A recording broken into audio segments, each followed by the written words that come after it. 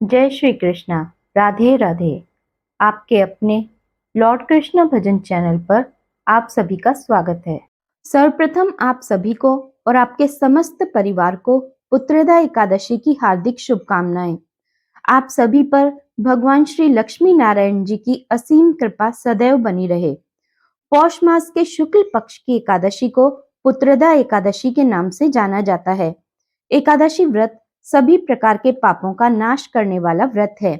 एकादशी व्रत के प्रभाव से मनुष्य के जन्म जन्मांतरों के पापों का नाश होता है और उनके पुण्यों का उदय होता है, जिससे उन्हें सांसारिक व भौतिक सुखों की प्राप्ति होती है। एकादशी व्रत भगवान श्री लक्ष्मी नारायण जी का परम प्रिय व्रत है।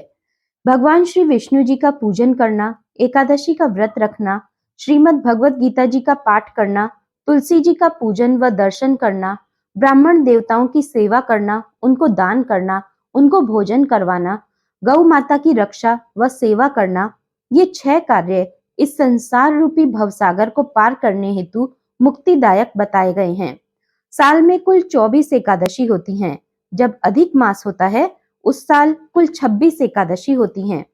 प्रत्येक मास में 2 एकादशी होती हैं, एक कृष्ण पक्ष की एकादशी और दूसरी शुक्ल पक्ष की एकादशी।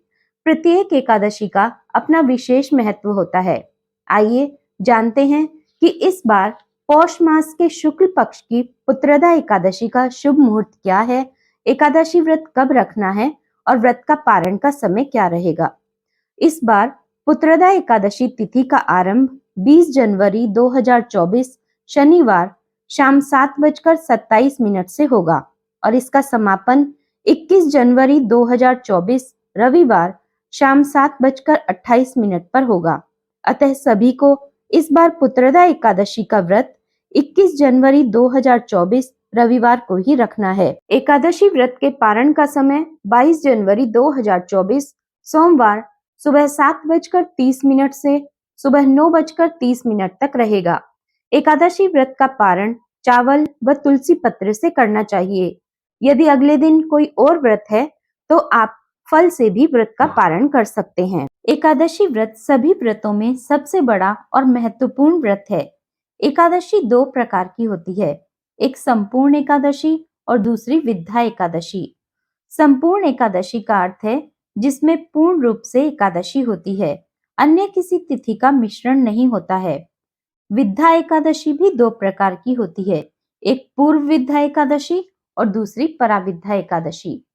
दशमी युक्त एकादशी को पूर्व विद्या एकादशी कहते हैं। यह दैत्यों का बल बढ़ाने वाली और पुण्यों का नाश करने वाली एकादशी होती है, इसलिए इसमें व्रत नहीं किया जाता है। द्वादशी युक्त एकादशी को पराविद्या एकादशी कहते हैं। द्वादशी युक्त एकादशी का व्रत करना चाहिए। इस एकादशी का व्रत करने से भक्ति व पुण्य में वृद्धि होती है। एकादशी के विषय में पद्म पुराण में एक कथा आती है। जब भगवान का वाराह अवतार हुआ था, भगवान वाराह और हिरण्याक्ष का युद्ध चल रहा था, तब बार बार प्रयास करने पर भी भगवान वाराह उस राक्षस का वध नहीं कर पा रहे थे। तब ब्रह्मा जी ने भगवान से कहा कि हे भगवान, यह राक्षस तो आपकी दृष्टि मात्र से मृत्यु को प्राप्त हो जाना चाहिए, लेकिन आप इसका वध क्यों नहीं कर पा रहे हैं। तब भगवान बोले कि हे ब्रह्मा जी, शुक्राचार्य की माया से मोहित होने के कारण कुछ ब्राह्मण देवता दशमी युक्त एकादशी का व्रत कर रहे हैं तथा और लोगों से भी करवा रहे हैं, क्योंकि दशमी के दिन दैत्यों की उत्पत्ति हुई थी और एकादशी के दिन देवताओं की उत्पत्ति हुई थी। इसलिए दशमी युक्त एकादशी व्रत करने से दैत्यों का बल बढ़ता है और द्वादशी युक्त एकादशी व्रत करने से देवताओं का बल बढ़ता है। ब्राह्मणों द्वारा दशमी युक्त एकादशी का व्रत करने से इस दैत्य का बल बढ़ रहा है, इसलिए यह मृत्यु को प्राप्त नहीं हो पा रहा है। दशमी युक्त एकादशी व्रत करने वाले मनुष्यों के अंदर आसुरी शक्तियों की वृद्धि होती है। कलयुग में सभी लोग मोहित होकर दशमी युक्त एकादशी का व्रत करेंगे, इसलिए इस संसार में अशांति बनी रहेगी। दशमी युक्त एकादशी का व्रत करने से धन और पुत्र का विनाश होता है। दशमी युक्त एकादशी अशुद्ध मानी गई है, यह आसुरी शक्ति को बढ़ाने वाली है, इसलिए दशमी युक्त एकादशी का व्रत कदापि नहीं रखना चाहिए। पुराणों के अनुसार यदि दशमी युक्त एकादशी हो और अगले दिन एकादशी सूर्योदय से पहले समाप्त हो रही हो तथा द्वादशी शुरू हो रही हो, तो द्वादशी के दिन व्रत करके त्रयोदशी के दिन व्रत का पारण करना चाहिए। हमेशा द्वादशी युक्त एकादशी का ही व्रत रखना चाहिए। पद्म पुराण के अनुसार एकादशी व्रत भगवान श्री लक्ष्मी नारायण जी का परम प्रिय व्रत है। एकादशी व्रत से मनुष्य के कई जन्मों के पाप समाप्त हो जाते हैं और उनके पुण्यों का उदय होता है। जो मनुष्य एकादशी व्रत रखते हैं, उन्हें दशमी से द्वादशी तक कुछ महत्वपूर्ण सामान्य नियमों का पालन अवश्य करना चाहिए। यदि किसी कारण आप नियम पालन नहीं कर पाते हैं, तो आपको भगवान से हाथ जोड़कर क्षमा याचना करनी चाहिए। दशमी के दिन एक समय भोजन करें। भोजन सात्विक होना चाहिए। इस दिन चावल ना खाएं। इस दिन प्याज, लहसुन, मांस, मदिरा, मसूर की दाल, कटहल की सब्जी का प्रयोग बिल्कुल नहीं करना चाहिए। दशमी के दिन पराये अन्न अर्थात दूसरे के घर का भोजन नहीं करना चाहिए।